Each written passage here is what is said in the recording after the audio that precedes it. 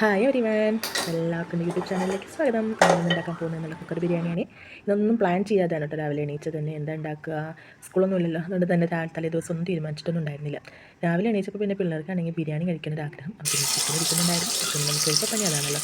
ചോറ് വയ്ക്കണമെങ്കിൽ പിന്നെ ചോറും കൂട്ടാൻ ഉപ്പേരി അത് ഇതെന്തൊക്കെ ഉണ്ടാക്കിയാലും പിള്ളേർക്ക് തൃപ്തിയാവില്ല. പിന്നെ ബിരിയാണി ആണെങ്കിൽ അവർക്ക് എളുപ്പം, നമുക്ക് എളുപ്പം. അപ്പോൾ പിന്നെ കുക്കറിൽ തന്നെ വെക്കാൻ വിചാരിച്ചു. കാരണം പിള്ളേർക്ക് മാത്രമല്ല വേണ്ടല്ലോ. കുക്കറിൽ ഇങ്ങനെ ബിരിയാണി വയ്ക്കാൻ തപ്പി യൂട്യൂബിൽ തപ്പി നമ്മുടെ ഷാൻജിയോ ഇല്ലേ, അവർ യൂട്യൂബ് ചാനലിൽ നോക്കിയിട്ടാണ് ഞാൻ ബിരിയാണി വയ്ക്കാൻ പോകണേട്ടാ.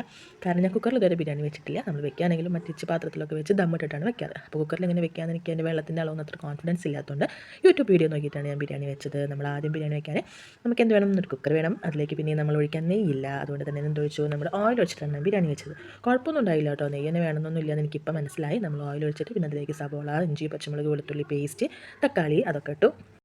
ഇഞ്ചി പച്ചമുളക് വെളുത്തുള്ളി അതൊന്നും നന്നായിട്ട് അറിയരുതെന്നായിരുന്നു നമ്മുടെ ഷാൻ മച്ചാൻ പറഞ്ഞത്. അപ്പോൾ അതുപോലെ തന്നെ ഞാൻ മിക്സിയിലിട്ട് ഒരു കറക്കുള്ളൂ, നന്നായിട്ടാണ് നമ്മൾ പേസ്റ്റ് ആക്കിയത്. എന്നിട്ട് ഇതെല്ലാം നന്നായിട്ടൊന്ന് വഴറ്റിയെടുത്തു, കളർ മാറുന്നവരൊന്ന് വഴറ്റിയെടുത്തു.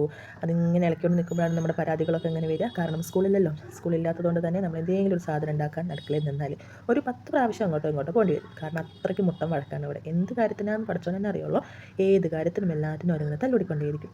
പിന്നെ ഇതൊക്കെ എപ്പോഴല്ലേ ഉണ്ടാവുള്ളൂ, കുറച്ചുകൂടെ വലുതായി നമ്മളിവരെ തല്ലോട്ടൊക്കെ മിസ് ചെയ്യുമല്ലോ. അപ്പോൾ പിന്നെ ഇപ്പോൾ അതൊക്കെ കൊണ്ട് സോൾവ് ആക്കി അങ്ങോട്ട് പോവുക, അത്ര തന്നെ. അത് കഴിഞ്ഞ് നമ്മളതൊക്കെ വഴറ്റിയെടുത്ത് അതിലേക്ക് ഇച്ചിരി മുളക് പൊടി, കുറച്ച് മഞ്ഞൾപ്പൊടി ഇട്ടിട്ടുണ്ടായിരുന്നു. പിന്നെ ഗരം മസാല ഇട്ടു. ഗരം മസാല കുറച്ചധികം ഇട്ടിട്ടുണ്ടായിരുന്നു കേട്ടോ. പിന്നെ നമ്മുടെ മസാല പരത്തി വെച്ചിട്ടുള്ള ചിക്കൻ പീസ് ഉണ്ടായിരുന്നുള്ളൂ, പിള്ളേർക്കുള്ളതൊക്കെ ഉണ്ട്. അത് കഴിഞ്ഞ് നമ്മളതെല്ലാം കൂടെ ഒന്ന് നന്നായിട്ട് മിക്സ് ചെയ്തിട്ട് നമ്മുടെ മസാലയും നമ്മൾ ഇട്ടിട്ടുള്ള ചിക്കനും എല്ലാം കൂടെ ഒന്ന് നന്നായി ഇളക്കി മിക്സാക്കി. അത് കഴിഞ്ഞിട്ട് അപ്പോഴാണ് ഞാൻ നമ്മുടെ ചിക്കനിൽ കഴുത്തിൻ്റെ പീസ് കണ്ടത്. എനിക്ക് ഏറ്റവും ഇഷ്ടമുള്ളതാണ് കേട്ടോ ചിക്കൻ്റെ ഈ നെക്ക് പീസ് എന്ന് പറയുന്നത്. എന്താണെന്നറിയില്ല, ഒരുവിധം ആർക്കും അത് ഇഷ്ടമില്ല എന്നാണ്. എൻ്റെ വീട്ടിലൊക്കെ ആർക്കും അതിന് അത്ര ഇഷ്ടമില്ല കേട്ടോ. അതുകൊണ്ട് തന്നെ ചിക്കൻ്റെ നെക്ക് എന്താണാവോ എനിക്ക് ഭയങ്കര ഇഷ്ടമാണ്. ബാക്കിയുള്ളവർക്കൊന്നും അത്ര ഇഷ്ടമല്ല. അപ്പോൾ പിന്നെ അത് ഞാൻ അടിച്ചു മാറ്റും, ബാക്കിയുള്ള പീസൊക്കെ പിള്ളേർക്ക് കൊടുക്കും. അത് കഴിഞ്ഞ് നമ്മളതെല്ലാം നന്നായി വഴറ്റി മിക്സ് ചെയ്ത് ഇനി വെള്ളം ഒഴിക്കണം കേട്ടോ. അപ്പോൾ ഞാനൊരു 2.5 ഗ്ലാസ് അരിയാണ് എടുത്തിരിക്കുന്നത്. അപ്പോൾ 2 ഗ്ലാസ് അരിക്ക് എന്തോരു ഗ്ലാസ്സിന് ഒരു 2 ഗ്ലാസ് വെള്ളം എന്ന രീതിയിലാണ്. അപ്പോൾ നമ്മളങ്ങനെ 5 ഗ്ലാസ് വെള്ളം എടുത്തു.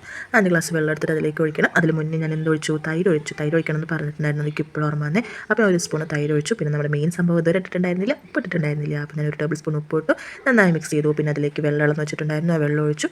അത് കഴിഞ്ഞാൽ വെള്ളം ഒന്ന് തിളയ്ക്കുമ്പോൾ അതിലേക്ക് കുറച്ച് നമ്മുടെ അരി എടുത്ത് വെച്ചിട്ടുണ്ടായിരുന്നല്ലോ, ആ അരി എടുത്തിട്ടു. വേറെ എന്തൊക്കെ സാധനങ്ങൾ വന്നാലും ഉണ്ടല്ലോ, ഇപ്പോൾ നമ്മുടെ മന്തി, ഇറച്ചിച്ചോറ്, അങ്ങനത്തെ പല സംഭവങ്ങളുണ്ടല്ലോ. പക്ഷേ എന്തൊക്കെ വന്നാലും നമ്മുടെ ചിക്കൻ ബിരിയാണി എന്ന് വെച്ചാൽ അതൊരു പ്രത്യേക ടേസ്റ്റ് ആട്ടോ.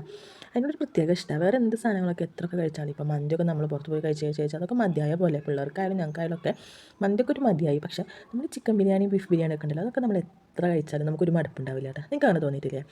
ബിരിയാണി എന്ന് പറഞ്ഞാൽ നമ്മുടെ ഒരു എന്താ പറയുക, ഒരു പ്രത്യേക ഒരു ഇഷ്ടമല്ലേ, ഞങ്ങൾക്ക് അങ്ങനെയാണ് കേട്ടോ. അപ്പോൾ നമ്മുടെ അരിയൊക്കെ ഇട്ടിട്ട് ഇനി നമുക്കത് അടച്ചു വയ്ക്കണം. കുക്കർ അടച്ചു വെച്ചിട്ട് ഒരു വിസിൽ വേണ്ടി വരും. ഒരു വിസിൽ അടിച്ചിട്ട് പിന്നെ നമ്മളതൊരു കുറച്ച് നേരം തുറക്കാതെ അങ്ങനെ തന്നെ വെക്കണം കേട്ടോ. അപ്പോൾ നമ്മൾ അതങ്ങനെ അടച്ചു വെച്ചു. എന്നിട്ട് തുറക്കാതെ ഒരു വിസിലടിച്ചപ്പോൾ അത് ഓഫ് ചെയ്തു. അത് കഴിഞ്ഞിട്ട് തുറക്കാതെ കുറച്ച് നേരം വെക്കണം. അപ്പോൾ ആ സമയമാണ് നമ്മൾ തൈര് ഉണ്ടായിരുന്നു ഫ്രിഡ്ജിൽ, തൈര് എടുത്തിട്ട് കുറച്ച് സബോളയും കുക്കുമ്പറൊക്കെ ഇട്ടിട്ട് ഒരു സർലാസ് പോലെ പിള്ളേർക്ക് ഉണ്ടാക്കി. അവർക്ക് ഭയങ്കര ഇഷ്ടം കേട്ടോ. അതിൽ വേറെ എരിവിന് മുളകും തക്കാളിയൊന്നും ഇടാൻ പാടില്ല, വെറും സബോളയും കുക്കുമ്പറൊക്കെ ആണെങ്കിൽ പിള്ളേർക്ക് ഭയങ്കര ഇഷ്ടം.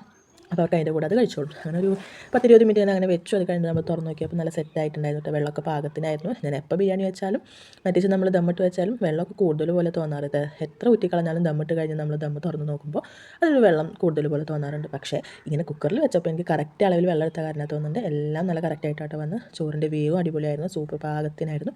ചിക്കനും ഇറച്ചിയും എല്ലാം കൂടെ നല്ല അടിപൊളിയായിട്ടുണ്ടായിരുന്നു കേട്ടോ. അപ്പോൾ അത് കഴിഞ്ഞ് ഞാൻ ചിക്കനൊക്കെ ഒന്ന് നോക്കി, വേവൊക്കെ നോക്കിയപ്പോൾ കറക്റ്റ് വേവായിരുന്നു.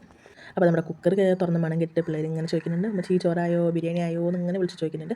ബിരിയാണിയാണെന്ന് അറിഞ്ഞാൽ പിന്നെ അന്ന് പ്രത്യേക തരം വിശപ്പായിരിക്കും, വിശപ്പായിരിക്കും മൂന്നാൾക്കും. അപ്പോൾ അത് തുറന്ന് ഇച്ചിരി അതിൻ്റെ മുകളിൽ കുറച്ച് മല്ലിയിലയും അതുപോലെ തന്നെ നമ്മുടെ പൈനാപ്പിൾ എന്നിരുന്നു. അപ്പോൾ പൈനാപ്പിൾ നല്ല കുഞ്ഞു കുഞ്ഞേ കഷ്ണങ്ങളാക്കിയിട്ട് അതിൻ്റെ മുകളിൽ നിന്ന് വിതറി കൊടുത്തു.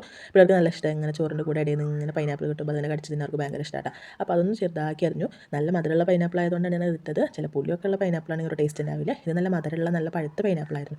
അപ്പോൾ അതെല്ലാം കൂടെ ഒന്ന് മിക്സാക്കി ഇളക്കി എന്നിട്ട് നമ്മളൊരു പ്ലേറ്റ് എടുത്തിട്ട് അതിലേക്ക് കുറച്ച് ചോറും ഇറച്ചിയും അതുപോലെ തന്നെ നമ്മുടെ സർലാസും പിന്നെ ഒരു കുഞ്ഞി പൈനാപ്പിൾ ഞാൻ അതിലേക്ക് അരിഞ്ഞു വെച്ചു. എന്നിട്ട് നമ്മുടെ പിള്ളേർ സെറ്റിന് കൊടുത്തു കേട്ടോ. മൂന്നാൾക്ക് ഭയങ്കര ഇഷ്ടമായി. ബിരിയാണിക്ക് ഭയങ്കര അഭിപ്രായമാണ് പറഞ്ഞത്. അപ്പോൾ പിന്നെ ഇനി കുക്കർ ബിരിയാണി പരീക്ഷിക്കാനാണ് എൻ്റെ ഒരു തീരുമാനം. അങ്ങനെ അവർക്ക് ഓരോ ചോറൊക്കെ കൊടുത്ത് അതൊക്കെ കഴിഞ്ഞ് അവർ സൂപ്പറായിട്ട് കഴിച്ചു. ഞാൻ പോയി കുളിച്ചു.